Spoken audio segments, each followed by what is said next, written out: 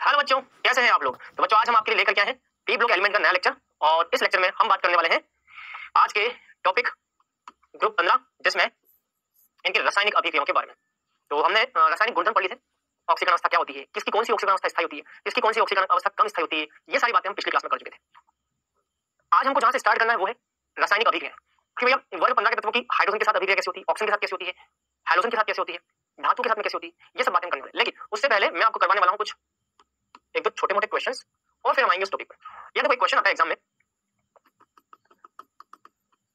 N एकल बंध, ठीक है, एन एकल बंध पी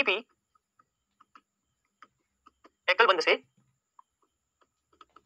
कमजोर होता है, या फिर इसके जगह ये भी क्वेश्चन आ सकता है एन एकल बंध की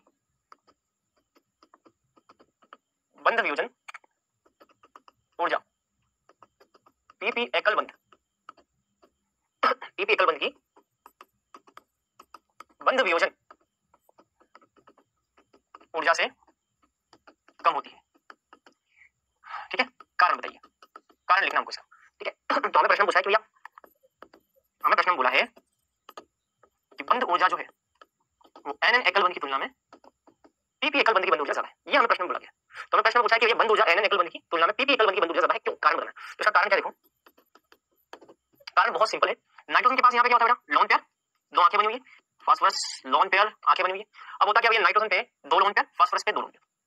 छोटा आकार किसका है, छोटा आकार है नाइट्रोजन का। इसका मतलब बंध दूरी कम किसकी होगी, बंध दूरी कम होगी नाइट्रोजन की। जिसका आकार बड़ा होगा उसकी बंध दूरी या बंध लंबाई ज्यादा होगी, और जिसका आकार छोटा होगा उसकी बंध दूरी या बंध लंबाई कम होगी। तो एन एकल बंध की बंध लंबाई कम होती है और पी एकल बंध की बंध लंबाई ज्यादा होती है। क्यों, क्योंकि इसका आकार बड़ा है, इसका आकार छोटा है। पहले तुमको ये पता होना चाहिए कि भैया इसकी लंबाई बंध लंबाई ज्यादा है, इसकी बंध लंबाई कम है, क्योंकि यहाँ पे परमाणु का आकार छोटा है इसलिए बंध लंबाई कम है, यहाँ परमाणु का आकार बड़ा है इसलिए बंध लंबाई ज्यादा है। अब होगा क्या, क्योंकि यहाँ पर परमाणुओं का आकार छोटा है इसीलिए ये लोन पेयर एक दूसरे के ज्यादा होते हैं नजदीक, और नजदीक होने के कारण ये एक दूसरे को क्या करते हैं, प्रतिकर्षित करते हैं। क्योंकि यहाँ पे नाइट्रोजन के बीच की बंध दूरी बहुत कम है, छोटा है। अब अगर बंध दूरी कम होगी तो होगा क्या, ये दोनों इलेक्ट्रॉन एक दूसरे के नजदीक रहेंगे, एक दूसरे को प्रतिकर्षित करेंगे, और प्रतिकर्षित करेंगे तो इस प्रतिकर्षण के कारण बंध टूट जाएगा। तो यहाँ लिखेंगे क्योंकि नाइट्रोजन एकल बंध की लंबाई पीपी एकल बंध की तुलना में कम होती है, अतः नाइट्रोजन के लोन पेयर या एकाकी युग्म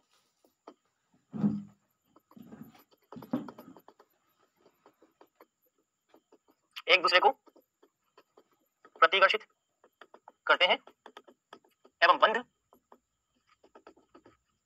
आसानी से टूट जाता है, मतलब बंध ऊर्जा कम होती है। बात क्लियर। तो ये भैया यहाँ पे रीजन है। चल, तो ये क्वेश्चन था जो कि मुझे आपको करवाना था। चल अब बात करते हैं आगे, अब आते हैं रासायनिक अभिक्रियाओं पे जो कि हमको पढ़ना है। यहाँ पे रासायनिक अभिक्रियाओं में सबसे पहला है हाइड्रोजन से क्रिया। किससे क्रिया, हाइड्रोजन से क्रिया। अब देखो नाइट्रोजन अगर हाइड्रोजन से क्रिया करेगा तो NH3 प्रकार का अणु बनाएगा, फास्फोरस की हाइड्रोजन से क्रिया होगी तो PH3 बनेगा, आर्सेनिक की हाइड्रोजन से क्रिया होगी तो AsH3 बनेगा, एंटीमनी की हाइड्रोजन से क्रिया होगी तो SbH3 बनेगा, बिस्मथ की क्रिया होगी तो BiH3 बनेगा। अब इनकी एक एक करके सारी प्रॉपर्टीज हमको पढ़नी है। उसमें सबसे पहली प्रॉपर्टी है भैया क्षारीयता या क्षारीय क्षमता।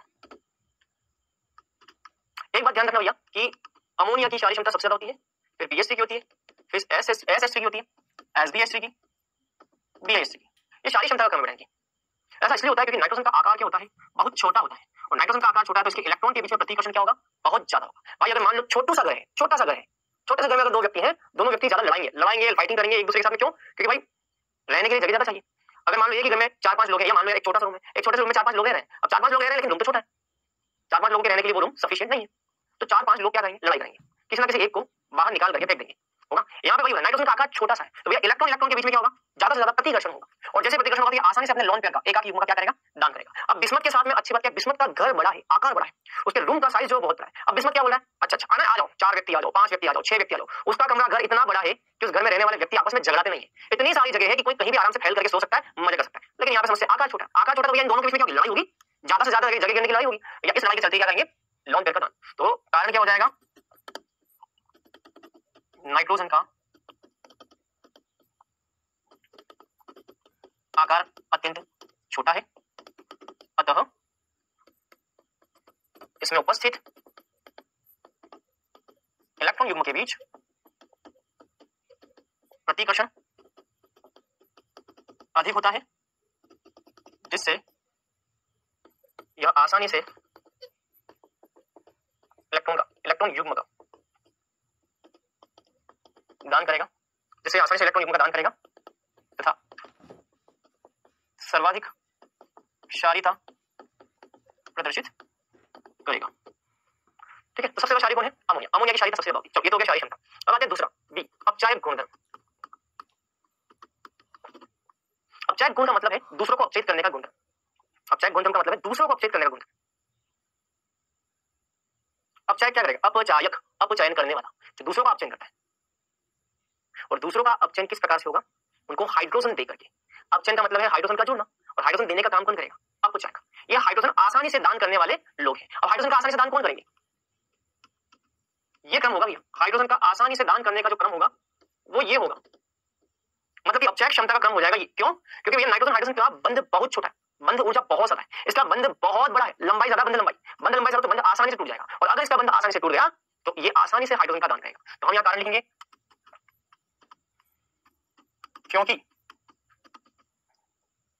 क्योंकि बिस्मथ हाइड्रोजन का बंध लंबाई सर्वाधिक होता है, अतः इसकी बंध लंबाई अगर सबसे ज्यादा होगी तो बंध ऊर्जा सबसे कम होगी। बंध लंबाई और बंध ऊर्जा एक दूसरे का उल्टा चलता है, जिसकी बंध लंबाई सर्वाधिक उसकी बंध ऊर्जा सबसे, अतः इसकी बंध ऊर्जा सबसे कम होती है। इसकी बंध ऊर्जा सबसे कम होती है, और अगर इसकी बंध ऊर्जा सबसे कम है, इसीलिए यह आसानी से हाइड्रोजन का दान करके प्रबल अपचायक गुण दिखाएगा। बात समझ में? चलो अगला पॉइंट नंबर सी, गलनांक और क्वथनांक। पॉइंट नंबर सी है गलनांक और क्वथनांक। गलनांक और क्वथनांक आप समझते हो। गलनांक मतलब कि सॉलिड का लिक्विड में बदलना इसी टेंपरेचर पे, और क्वथनांक मतलब कि वह टेंपरेचर, वह निश्चितता जिस पर कोई लिक्विड गैस में बदल जाए। सामान्य डेफिनेशन तो यही है। तो वो टेंपरेचर जिस पर ठोस द्रव में बदलता है, और वो टेंपरेचर जिस पर द्रव गैस में बदलता है, वो जो गलनांक और क्वथनांक का टेंपरेचर है, वो अमोनिया का गलनांक अपने वर्ग में दूसरे जितने भी हाइड्रोजन है ना, सबसे अमोनिया का गलनांक अपने वर्ग के अन्य सभी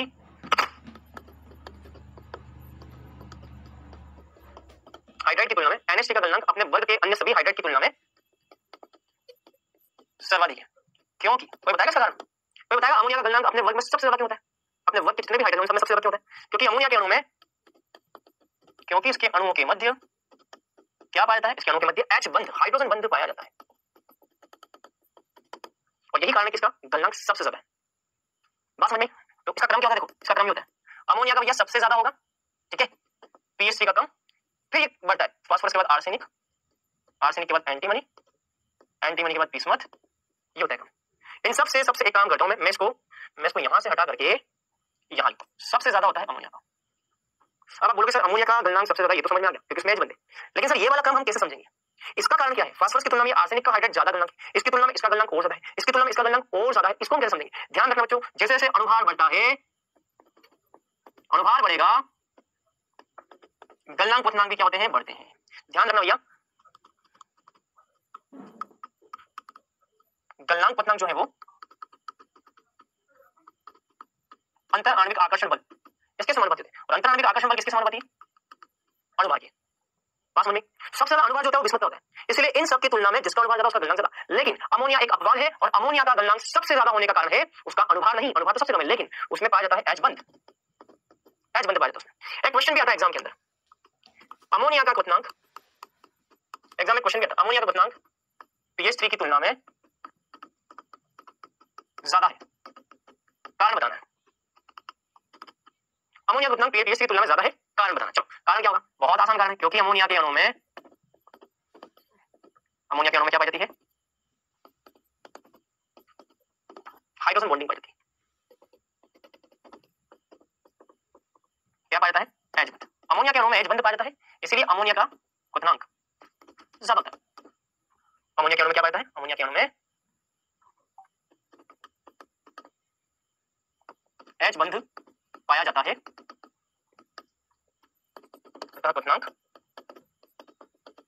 ज्यादा है। ठीक है, इसको नोट कर लो फटाफट।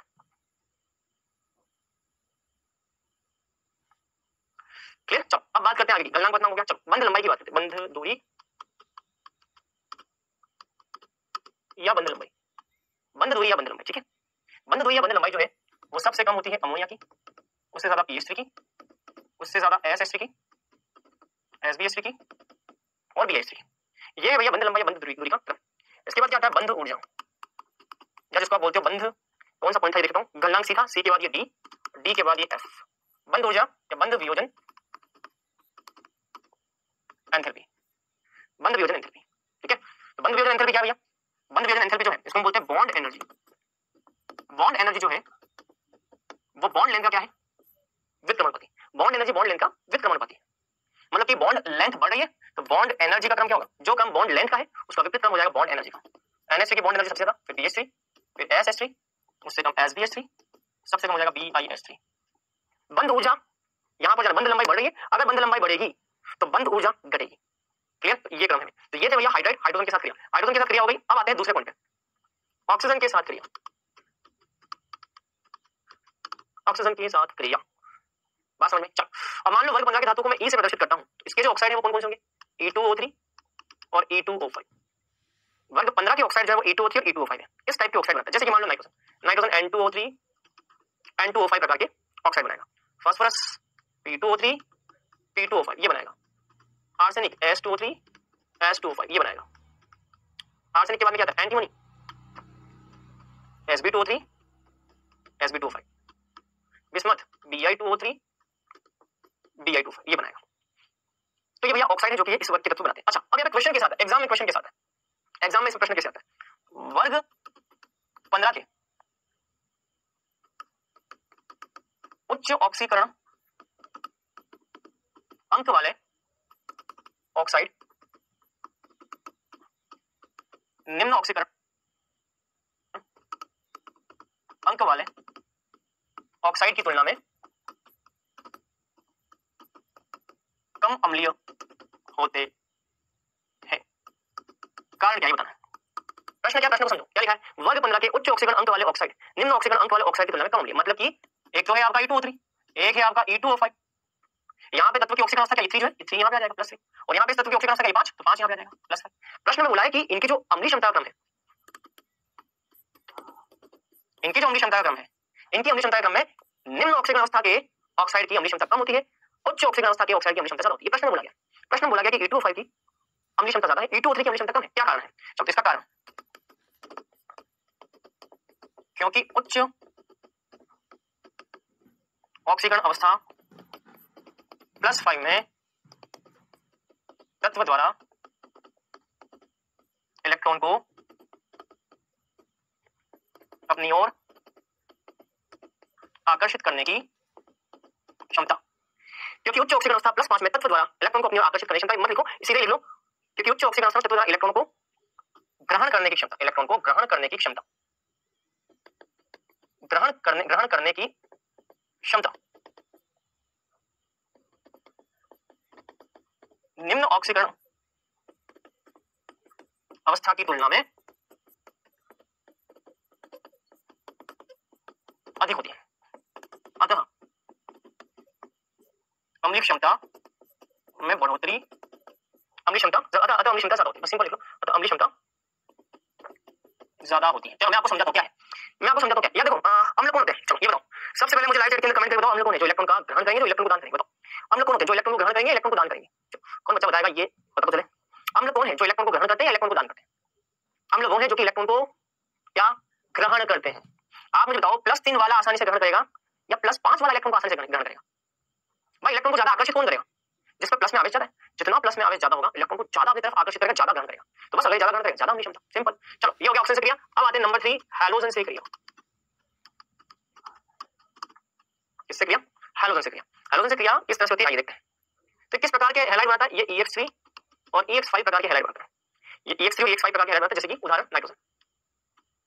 ठीक है, नाइट्रोजन की बात करें तो जैसे नाइट्रोजन का मान लो NF3 है ना, NCl5 ऐसे ही बनाओगे, PCl3 PCl5 ऐसे ही बनाओगे, AFCl3 ASCl5 ऐसे बनाओगे, SbCl3 SbCl5 ऐसे बनाओगे, BiCl3 BiCl5 ऐसे ही बनाओगे।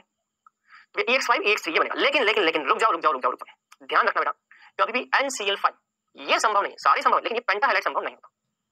तो पहले तुमको ध्यान रखना है कि किस प्रकार की हैलाइड बनाता है। इसको हम बोलते हैं ट्राई हैलाइड, 3 हैलाइड का मतलब ट्राई हैलाइड, इसको हम बोलते हैं पेंटा हैलाइड। 5 हैलाइड का मतलब 5 इलेक्ट्रॉन का मतलब पेंटा हैलाइड।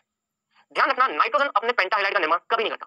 तो पहला क्वेश्चन यहाँ पे जो आता है एग्जाम में, नाइट्रोजन पेंटा हैलाइड नहीं बनाता, कारण क्या है इसका? आंसर क्या हो जाएगा? आंसर क्या हो जाएगा? क्योंकि भैया नाइट्रोजन की सहसंयोजकता 4 से ज्यादा नहीं हो सकती। नाइट्रोजन कभी भी यहाँ 5 बंध नहीं बनाएगा, क्योंकि थोड़ा सोचिए यार, सोचिए अगर नाइट्रोजन ने 5 बंध बना लिए, देखो मान लो नाइट्रोजन ने 5 बंध बना लिए, नाइट्रोजन के पास कितने इलेक्ट्रॉन हो जाएंगे? 2 10 इलेक्ट्रॉन हो जाएंगे। क्या कभी नाइट्रोजन के पास 8 से ज्यादा इलेक्ट्रॉन हो सकते हैं? क्या कभी नाइट्रोजन के पास अष्टक से ज्यादा इलेक्ट्रॉन हो सकते हैं? नहीं हो सकते भैया। तो नाइट्रोजन पेंटा हैलाइड नहीं बनाता क्योंकि इसके पास रिक्त डी कक्षक नहीं है, अतः इसकी संयोजकता केवल 4 हो सकती है, 4 तक हो सकती है, 5 नहीं। इसकी संयोजकता 5 नहीं हो सकती, क्योंकि जैसे 5 बनाएगा 10 इलेक्ट्रॉन, ये कारण है। पेंटा हैलाइड नहीं बनता। बाकी सभी में, सभी के पास, फास्फोरस के पास भी रिक्त डी कक्षक है, आर्सेनिक के पास भी रिक्त डी कक्षक है, सबके पास रिक्त डी कक्षक है, इसके पास नहीं है। एक तो क्वेश्चन ये आता है, एक क्वेश्चन यहाँ पे और आता है, ट्राई हैलाइड की तुलना में पेंटा हैलाइड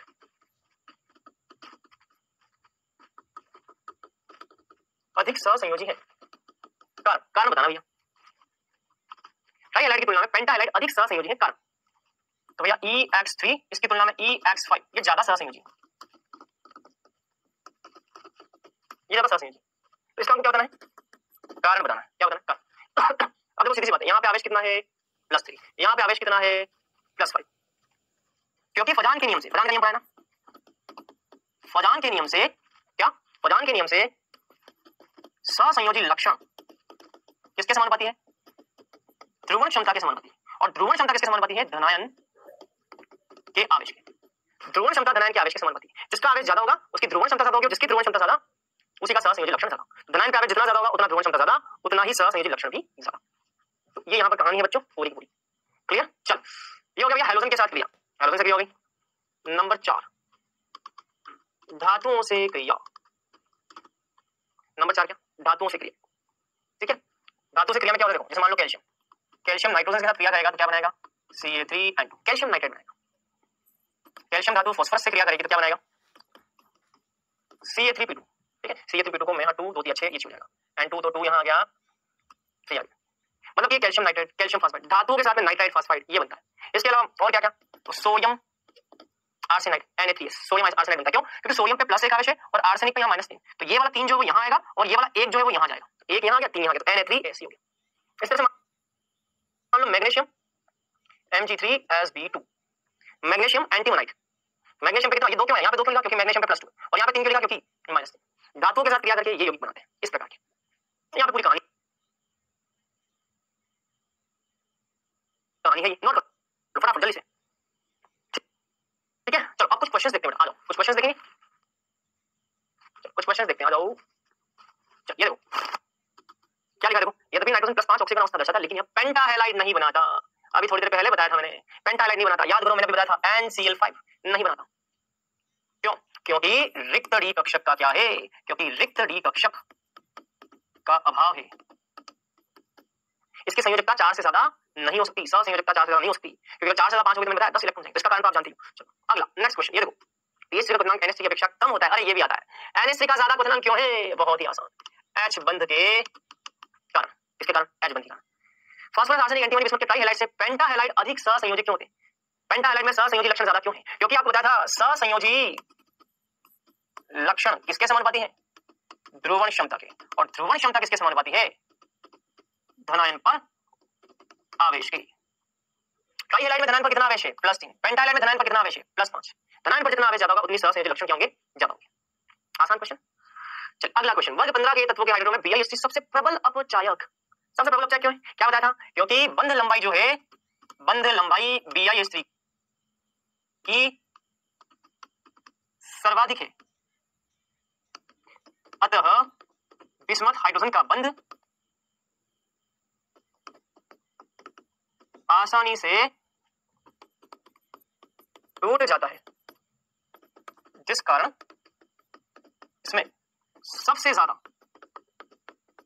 H को दान करने की प्रवृत्ति होती है और इसी कारण सबसे ज्यादा अपचायक गुण है। आसान। चलिए अब बात करते हैं आगे, ये सब हो गया। अब बात करते हैं आगे, अब आते हैं बहुत इंपॉर्टेंट अणु नाइट्रोजन पे। अब हम स्टार्ट क्या करना है, नाइट्रोजन N2, इसको डाई नाइट्रोजन भी बोलते हैं ना, कई लोग इसको डाई नाइट्रोजन भी बोलते हैं। सबसे पहले हमको इसका पढ़ना है क्या, निर्माण। क्या पढ़ना भैया, निर्माण पढ़ना है। निर्माण की सबसे पहली विधि जो है ना बेटा, वो है वायु के प्रभाजी आसवन द्वारा।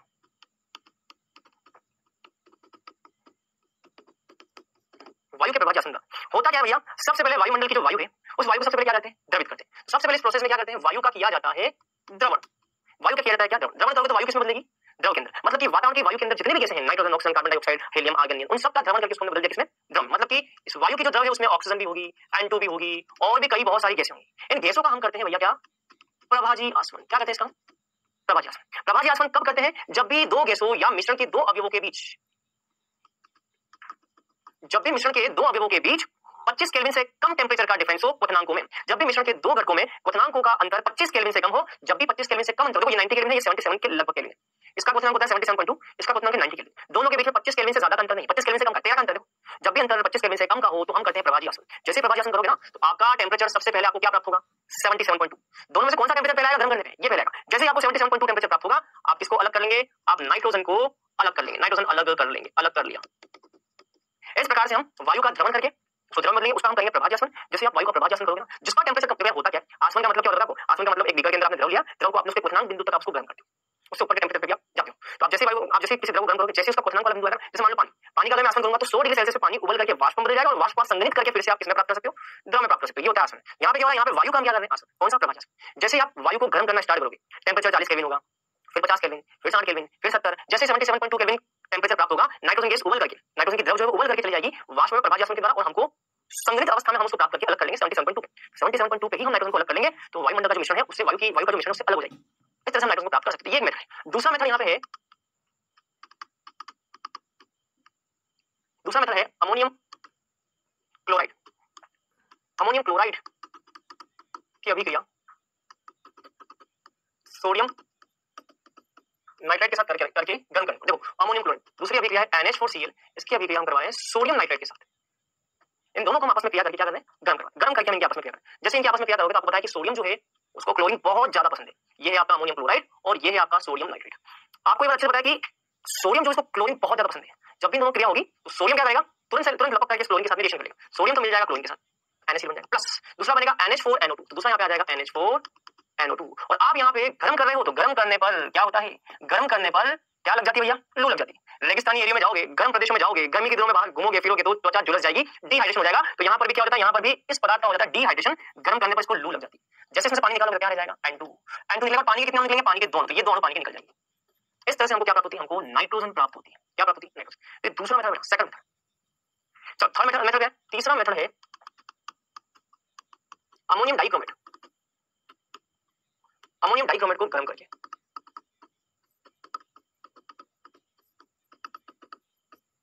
गर्म करने पर आपको मैं क्या बोला, गर्म करने पर क्या लग जाती है, लू लग जाती है, पानी निकल जाता है। भैया इसमें से भी गर्म करके क्या निकाल दो, पानी निकाल दो भैया। अमोनियम डाइक्रोमेट, इसको गर्म करो। एक तो हमको नाइट्रोजन बनानी क्योंकि नाइट्रोजन के निर्माण की प्रक्रिया तो नाइट्रोजन तो बनेगी बनेगी, तो नाइट्रोजन N2 की फॉर्म में निकल जाएगी। साथ ही साथ लू लगेगी, मतलब कि पानी निकलेगा।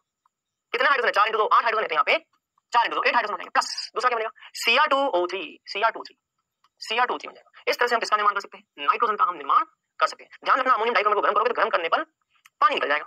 साथ ही साथ N2 के बनाने की क्रिया है तो N2 तो बनेगा ही बनेगा और Cr2O3 बन जाएगा। एक लास्ट मेथड यहाँ पे ओ है बेटा, सोडियम या बेरियम एजाइड को गर्म करने पर।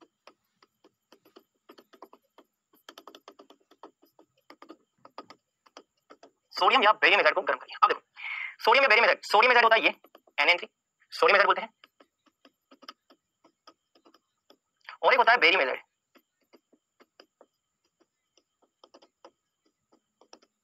बेरियम एजाइड, ये होता है बेरियम एजाइड। सोडियम एजाइड और बेरियम एजाइड को हम क्या करेंगे, गर्म। गर्म करने से क्या बनेगी? नाइट्रोजन बनेगी। होता क्या भैया, नाइट्रोजन है छोटे साइज का, सोडियम और बेरियम है बड़े साइज का। बात समझ, नाइट्रोजन तो है छोटे आकार का और सोडियम और बेरियम क्या है? बड़े आकार का। तो भैया कभी भी छोटा व्यक्ति बड़े व्यक्ति के साथ में दोस्ती नहीं कर सकता। दोनों के विचारों में अंतर है, दोनों की सोच में अंतर है, दोनों के इकोनॉमिक कंडीशन में अंतर है। दो अलग अलग विचारधारा के व्यक्ति जो है कभी भी साथ में नहीं रह सकते। क्यों? ये भैया छोटू है, ये है बड़ू, छोटू बड़ू साथ में कैसे रह सकता है? दोनों के विचारों में अंतर, दोनों एक जैसे हैं ही। ये क्या होंगे? इनके बीच में हो जाएगा तलाक, तलाक तलाक तलाक। तो ये तलाक हो गया। ये लो, सोडियम नाइट्रोजन से अलग हो जाएगा और बेरियम भी यहाँ नाइट्रोजन से क्या हो जाएगा? बेरियम नाइट्रोजन से अलग हो जाएगा। संतुलित कर दो, ये 3 आ जाएगा, N3 है ना, 3 कर दो, 3 2 6, 2 कर दो। इस तरह से नाइट्रोजन बन जाएगी। ऐसे नाइट्रोजन का निर्माण होता है। बात समझ में? फटाफट नोट करो जल्दी से। क्लियर? चलो अब आते हैं हम गुणधर्मों पे। डाई नाइट्रोजन के गुणधर्म क्या क्या है हम उसकी बात करते हैं। डाई नाइट्रोजन का सबसे पहला गुणधर्म है यह रंगहीन, गंधहीन, अविषैली गैस है। अविषैली और अक्रिय गैस है। अक्रिय गैस है। ये अक्रिय गैस होती, क्रिया नहीं करती। ये गैस आसानी से क्रिया नहीं करती, अक्रिय गैस है, अविषैली है, कोई नुकसान नहीं पहुंचाएगी। रंगहीन, गंधहीन। दूसरा, इस गैस के, इस नाइट्रोजन के 2 समस्थानिक है। 2 समस्थानिक पाए जाते हैं नाइट्रोजन के। एक होता है N14, दूसरा होता है N15। ये 2 समस्थानिक यहाँ पे पाए जाते हैं नाइट्रोजन के।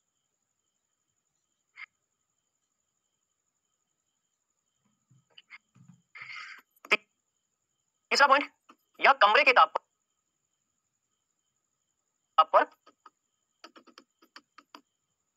क्या लिखा है? कमरे के ताप पर क्या? ये अक्रिय। कमरे के ताप पर अक्रिय गैस। अक्रिय का मतलब क्रियाशील नहीं, अक्रिय गैस है। कमरे के ताप पर ये क्या है? अक्रिय गैस। क्यों? क्योंकि N2 में दोनों नाइट्रोजन परमाणु के बीच त्रिबंध पाया जाता है, जिस कारण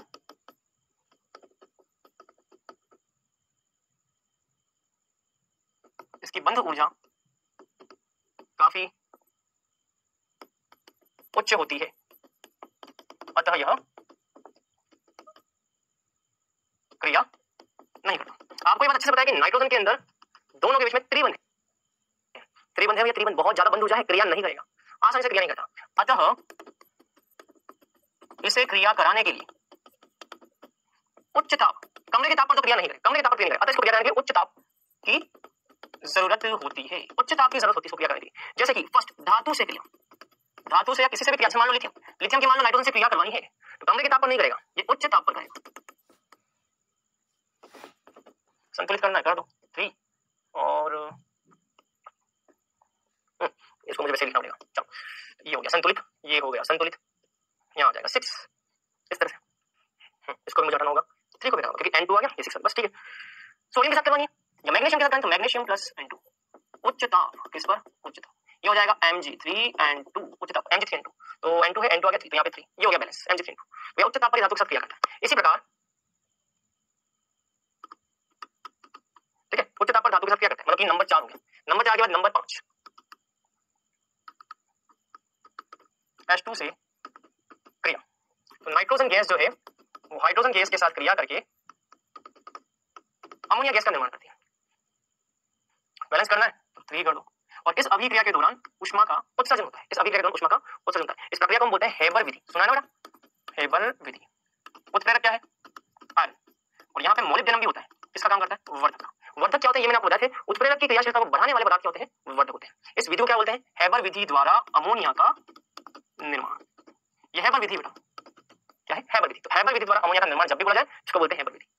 इसी प्रकार से नाइट्रोजन की O2 के साथ क्रिया, O2 से क्रिया, नाइट्रोजन की O2 से क्रिया भी किसकी होगी? उच्च ताप। क्यों? कमरे के ताप पर तो ये क्रिया नहीं करेगी, ये भी स्थायी है, O2 भी स्थायी, दोनों स्थायी होते हैं। उच्च ताप, ताप यहाँ पर उच्च रखना होगा। उच्च ताप पर क्या बनेगी? नाइट्रिक ऑक्साइड बनेगी। ये जो अभिक्रिया है ना, ये अभिक्रिया होती है भैया उष्माक्षेपी, और ये अभिक्रिया होती है बेटा क्या? उष्माशोषी। उच्च ताप पर अभिक्रिया हो रही उष्माशोषी अभिक्रिया, वो उष्माक्षेपी भी है। चाहो तो लिख लो उष्माशोषी, उष्माक्षेपी लिख लो, ठीक है? नोट करो इसको फटाफट।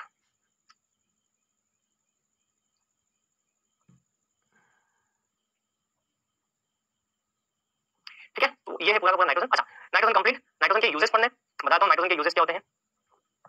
ये है नाइट्रोजन के उपयोग, ये है बेटा N2 के उपयोग।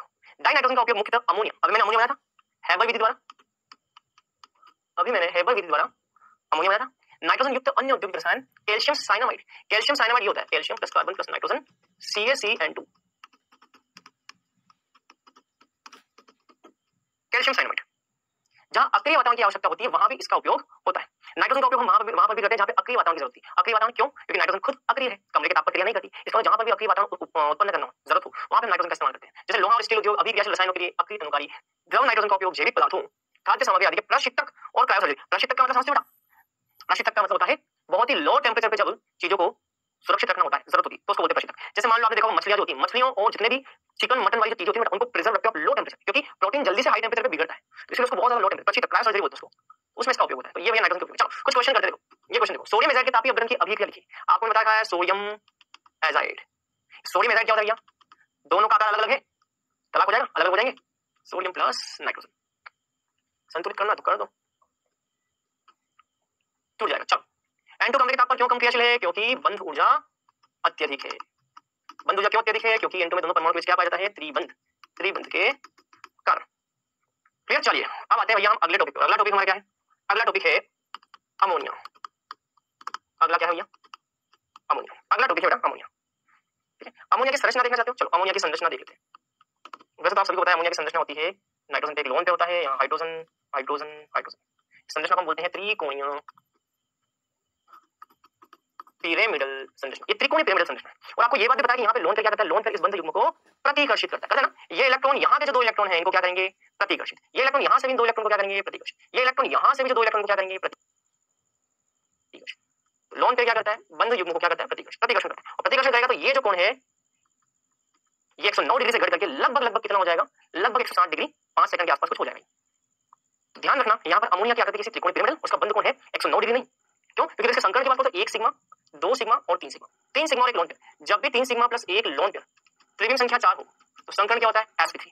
sp3 संकरण मतलब कि बंध कोण होना चाहिए 109 डिग्री 29 मिनट का। लेकिन समस्या क्या है? यहाँ पे ये इलेक्ट्रॉन इसको क्या करते हैं? प्रतिकर्षित करते हैं। प्रतिकर्षित करेंगे तो बंध कोण क्या हो जाएगा? कम हो जाएगा। तो ये सारी कहानी यहाँ पे। ठीक है, तो अब सबसे पहले हमको क्या पढ़ना है? हमको सबसे पहले पढ़ना है इसके निर्माण की विधि। इसके निर्माण की सबसे पहली विधि है यूरिया से। अच्छा आपको ये पता है कि हमारी जो मिट्टी होती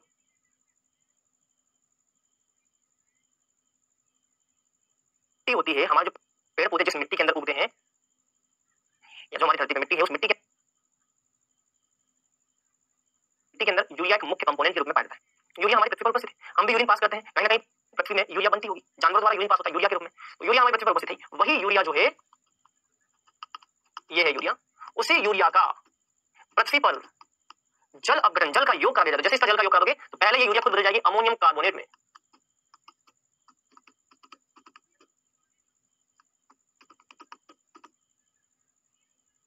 ये बदल जाती है अमोनियम कार्बोनेट। और आपको मैंने बताया है कि इसको अगर आप गर्म करोगे, इसको अगर आप गर्म करोगे तो इसको गर्म करने पर आपको मिलती है अमोनिया। यहाँ जो अमोनिया प्राप्त होगी वो अमोनियम कार्बोनेट को गर्म करने से प्राप्त होगी।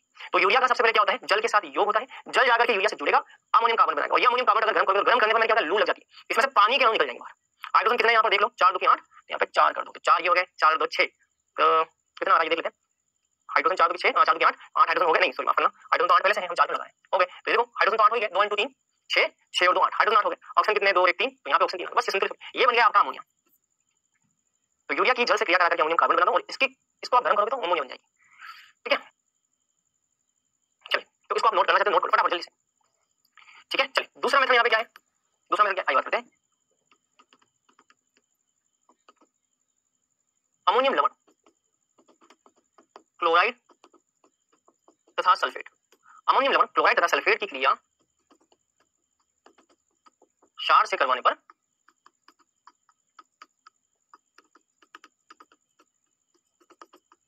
अमोनिया प्राप्त होती है। ठीक है, देखो अमोनियम लवण, अमोनिया के क्लोराइड और अमोनिया के सल्फेट। देखो अमोनिया का क्लोराइड जो है, इस अमोनिया के क्लोराइड की क्रिया किसे करते हैं? क्षार से करते हैं, मतलब कि NaOH से कर लो।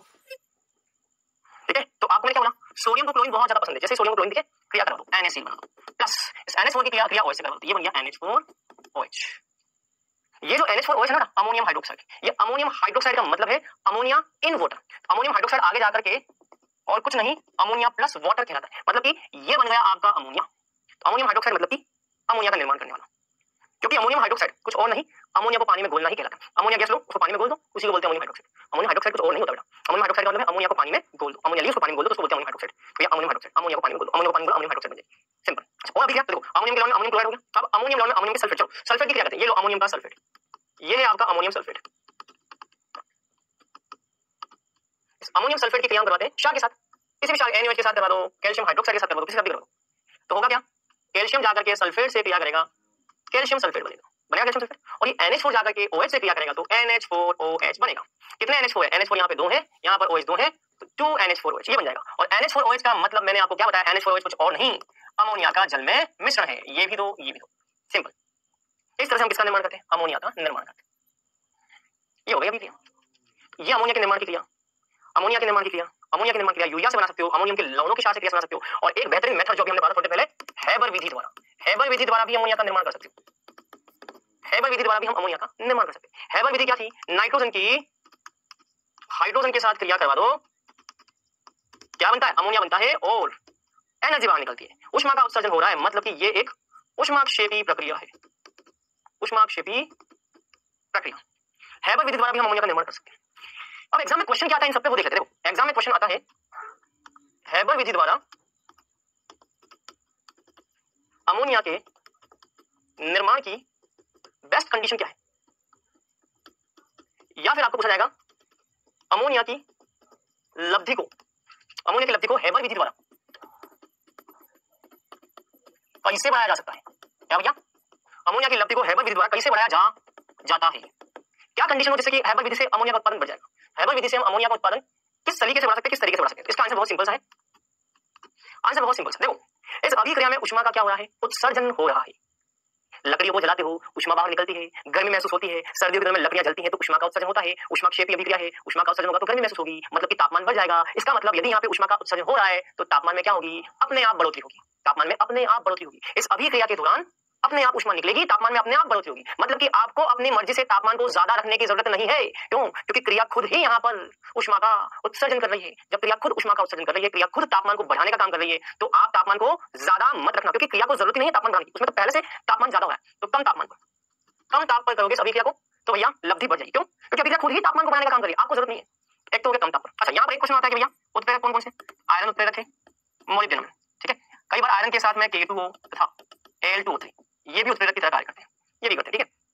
तो ताप क्या हो गया, ताप हो गया। अच्छा दाब यहाँ रखना होता है हमको, क्या यहाँ पे दाब रखना होता है, उच्च दाब रखना होता है। क्यों, चल क्यों उच्च दाब रखना होता है वो देखते हैं। चल अब देखो उच्च दाब क्यों रखा जाए, इसके लिए एक वैज्ञानिक ने इसका आंसर दिया। उस वैज्ञानिक का नाम है ली चटेलियर का प्रिंसिपल। ली चटेलियर का प्रिंसिपल, ली चटेलियर का प्रिंसिपल बोलता है कि आप जैसा परिवर्तन करोगे अभिक्रिया पुनः अपनी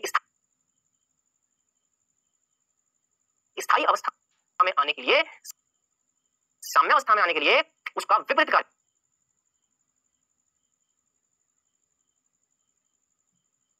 करेगी।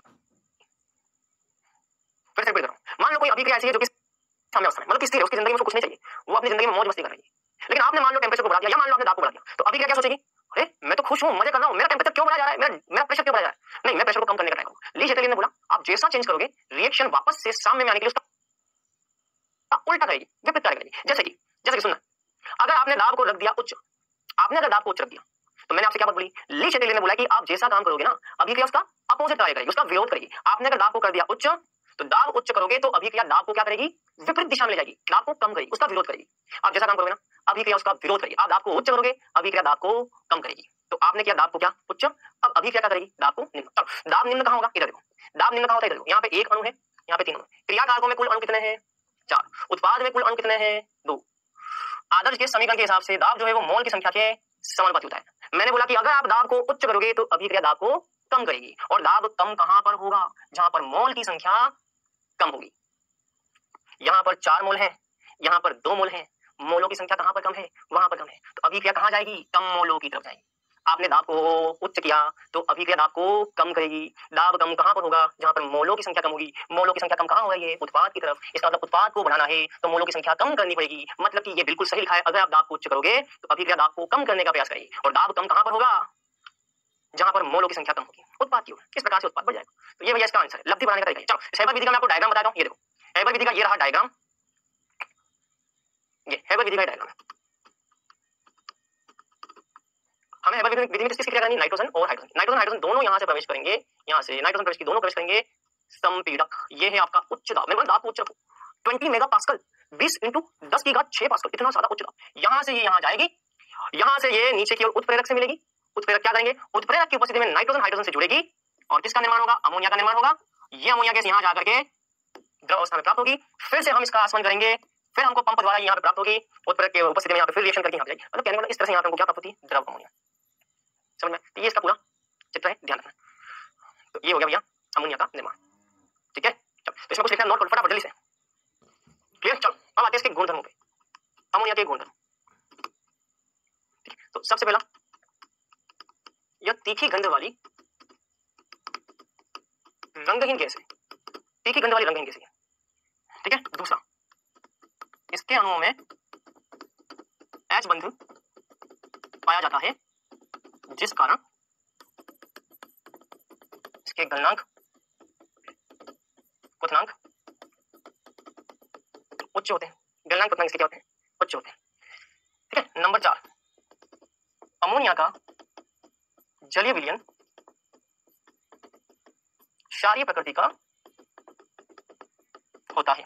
अमोनिया को जल में डालो, मैंने आपसे क्या बात बोली थी थोड़ी देर बताया, अमोनिया को पानी में डालने का मतलब क्या है, अमोनिया का पानी में विलयन क्या कहलाता है, अमोनिया का पानी में विलयन क्या कहता है, अमोनिया का पानी में विलयन कहलाता है NH4OH। अमोनिया का पानी में विलयन क्या है, NH4OH। अमोनिया गैस को पानी में डालोगे NH4OH का विलयन बनेगा और ये NH4OH का विलयन जो है वो क्या प्रदान करता है, NH4+OH-। ये प्रदान करता है OH-, इसीलिए ये क्या है, क्षार। ये क्या है, क्षार। तो अमोनिया का जल में विलयन क्या प्रदान करता है, OH-, इसीलिए ये क्या कहलाता है, क्षार कहलाता है। अमोनिया पानी में OH- देती है और OH- देने वाला क्या कहलाता है, क्षार कहलाता है। चलो नंबर 5 पॉइंट, अमोनिया का जलीय विलयन जिंक सल्फेट लवण के साथ क्रिया करके जिंक हाइड्रोक्साइड का श्वेत अवक्षेप देता है। अमोनिया का जलीय विलयन, अमोनिया के जलीय विलयन का क्या मतलब है, अमोनिया के जलीय विलयन का मतलब है NH4OH। NH4OH इसकी क्रिया किससे करते हैं, जिंक सल्फेट के साथ। ये रहा आपका जिंक सल्फेट, इससे करोगे तो क्या प्राप्त होगा, इससे प्राप्त होगा जिंक हाइड्रोक्साइड का श्वेत अवक्षेप। क्या मिलेगा भैया, श्वेत अवक्षेप। क्या बनेगा इसके अलावा, अमोनियम सल्फेट। क्या बनेगा भैया, अमोनियम सल्फेट। ठीक है, एक बार इसको नोट कर लो। ठीक है, यहाँ तक की बात है। चलिए इसको आप नोट कर लो, बस बच्चों आज हम यहीं तक पढ़ेंगे, कुछ एक दो रिएक्शन बच्चों को नेक्स्ट क्लास में देखेंगे। आ जाओ, क्विज का क्वेश्चन नंबर फर्स्ट, बिस्मथ का कौन सा ऑक्सीकरण अंक स्थायी होता है, +3 +5 +4 और +2।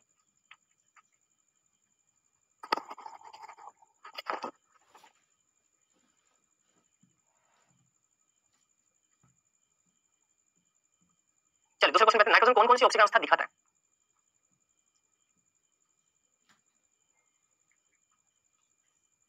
चलिए पहले क्वेश्चन पे आते हैं। मैंने आपसे क्या बोला था, बिस्मथ जो अक्रिय युग्म प्रभाव के कारण निम्न ऑक्सीकरण अवस्था ज्यादा स्थायी होता है, अक्रिय युग्म प्रभाव के कारण। नाइट्रोजन कौन कौन सी ऑक्सीकरण अवस्था दिखाता है, N2 लोगे तो +1, N2O3 लोगे तो +3, N2O5 लोगे तो +5, सारी दिखाएगा। आज हमने क्या पढ़ा, N2 और अमोनिया, ये दोनों पढ़े। पैनल पे होमवर्क मिल जाएगा। अगली क्लास में नाइट्रोजन की ऑक्साइड और फॉस्फोरस के बारे में बात करेंगे। चलिए बच्चों आज के लिए इतना ही।